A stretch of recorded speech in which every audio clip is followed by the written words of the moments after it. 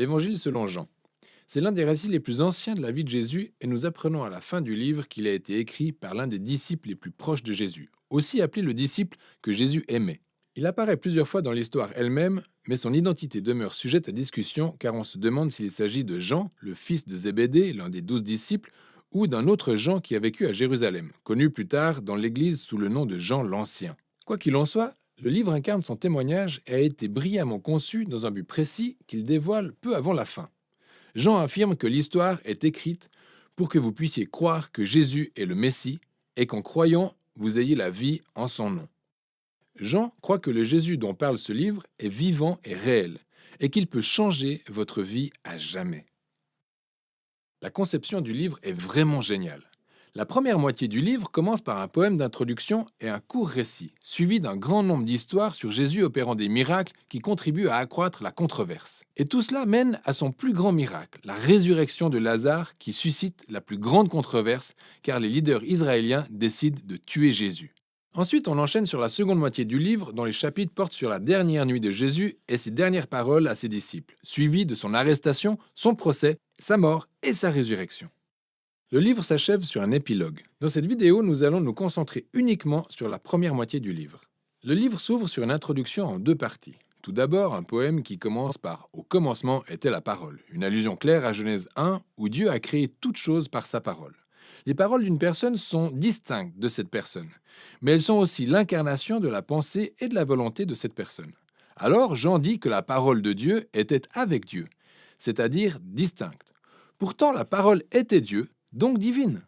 Et à mesure que nous étudions cette affirmation, nous découvrons plus tard dans le poème que cette parole divine est devenue humaine avec Jésus. Ensuite, en se basant sur les histoires d'Exode, Jean conclut que Jésus était le tabernacle de Dieu parmi nous. La glorieuse et divine présence qui planait au-dessus de l'arche de l'Alliance devint humaine en Jésus. Ce qui conduit à son ultime déclaration. Le seul vrai Dieu d'Israël manifesté à travers Dieu, le Père et le Fils, s'est fait homme pour nous révéler le Père. À peine commençons-nous à intégrer ces déclarations complexes qu'on découvre comment Jean-Baptiste a rencontré Jésus pour la première fois, puis a amené d'autres personnes à le rencontrer et à devenir ses disciples. Et l'un après l'autre, à mesure de leur rencontre avec Jésus, chaque individu clamait haut et fort ce qu'il pensait de lui. Et dans ce chapitre, Jésus se voit attribuer 7 titres, ce qui donne le ton quant au choix de Jean pour la conception du livre autour du chiffre 7, en sachant qu'ensemble, ces titres déclarent aussi que Jésus de Nazareth, pleinement homme, est le roi messianique, l'enseignant d'Israël et le Fils de Dieu qui mourra pour le péché du monde. Ce n'est pas rien de faire de telles déclarations au sujet de quelqu'un. Alors Jean va illustrer son propos à travers les histoires des chapitres 2 à 12. Elles suivent toutes le même schéma de base. Jésus opère un miracle où il fait référence, mais cela provoque un malentendu ou une controverse. Ainsi, à la fin de chaque histoire, les lecteurs sont contraints de se prononcer sur la personne de Jésus. La première section montre Jésus qui rencontre 4 institutions juives classiques. Et à chaque fois, Jésus prouve qu'il est la parfaite incarnation du rôle de chacune de ces institutions. Donc Jésus participe à la célébration d'un mariage où le vin vient à manquer. Alors, à partir de ces énormes jarres d'eau d'environ 450 litres au total, Jésus ressort le meilleur vin du monde. Alors, le traiteur dit au marié, « Vous avez gardé le meilleur vin pour la fin », ce qui est vrai d'ailleurs. Mais Jean appelle ce miracle le premier signe de Jésus. En d'autres termes, c'est un symbole qui révèle quelque chose au sujet de Jésus. À l'instar d'Ésaïe, selon qui le royaume messianique serait semblable à une grande fête avec beaucoup de vin, ce premier signe révèle la générosité du royaume de Jésus. Jésus se rend ensuite au temple de Jérusalem, le lieu où les cieux et la terre sont censés fusionner et où Dieu rencontre son peuple.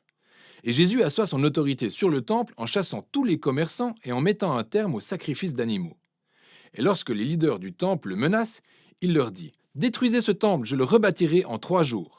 Jésus affirme que le futur sacrifice de sa vie scellera véritablement la fusion entre les cieux et la terre. Son corps meurtri sera la manifestation du but visé par la construction du temple. Ensuite, Jésus a une conversation nocturne avec un rabbin nommé Nicodème, qui croit que Jésus est exactement comme lui, un autre rabbin et enseignant d'Israël. Mais Jésus dit qu'Israël a besoin de bien plus qu'un autre enseignant pour porter des nouvelles informations. Israël a besoin d'un nouveau cœur et d'une nouvelle vie. Ou selon ses propres termes, personne ne peut voir le royaume de Dieu sans naître de nouveau. Jésus soutient que les humains sont pris dans la spirale de l'égoïsme et du péché, entraînant la mort. Mais il sait également que Dieu aime ce monde. Alors, il est là pour offrir au peuple une nouvelle naissance, un nouveau départ. De là, Jésus part en direction du nord et finit par s'arrêter à un puits sacré où il s'entretient avec une Samaritaine, une femme non juive. Ils se mettent à parler d'eau, dont Jésus se sert comme métaphore pour parler de lui-même. Il dit être là pour apporter une eau vive qui deviendra une source de vie éternelle.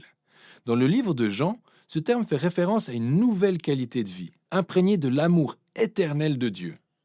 Et cette vie peut commencer maintenant et durer pour toujours. Ensuite, Jean a relié un autre ensemble d'histoires qui se déroulent lors de 4 jours sacrés ou fêtes juives. Encore une fois, Jésus se sert des images propres à la fête pour illustrer des vérités le concernant. Jésus commence par guérir un homme paralysé un jour de sabbat, déclenchant ainsi une polémique avec des leaders juifs sur le fait de travailler durant un jour de repos. Jésus répond que son Père travaille le jour du sabbat, donc lui aussi. Ils ont conclu qu'en appelant Dieu son Père, Jésus se considère égal à Dieu, et veulent donc le tuer. L'histoire suivante se déroule à la Pâque, la fête commémorant l'histoire tirée d'Exode avec le repas symbolique de l'agneau, du pain et du vin. Et Jésus fournit miraculeusement de la nourriture à une foule de plusieurs milliers de personnes qui finissent par lui demander encore plus de pain. Jésus déclare ensuite qu'il est le vrai pain et que s'ils le mangent, ils auront la vie éternelle. Ces paroles offusquent de nombreuses personnes qui arrêtent de le suivre. S'ensuit une série d'histoires qui se déroulent pendant la fête des tabernacles à Jérusalem et qui retracent les errances d'Israël dans le désert où Dieu les guidait avec la nuée et une colonne de feu tout en leur fournissant de l'eau en plein désert. Au temple, Jésus se lève et crie « Si quelqu'un a soif, qu'il vienne à moi et boive. » Et il dit ensuite « Je suis la lumière du monde. » Il déclare être la présence divine qui éclaire et le don de la vie de Dieu à son peuple. Certaines personnes le croient et le suivent. D'autres s'en offusquent et d'autres encore essaient de le tuer pour ses affirmations prétentieuses. La dernière de ces fêtes se déroule pendant Hanouka, qui signifie dédicace. L'histoire commémore la manière dont Judas Maccabée a vidé le temple des idoles et l'a sanctifié de nouveau.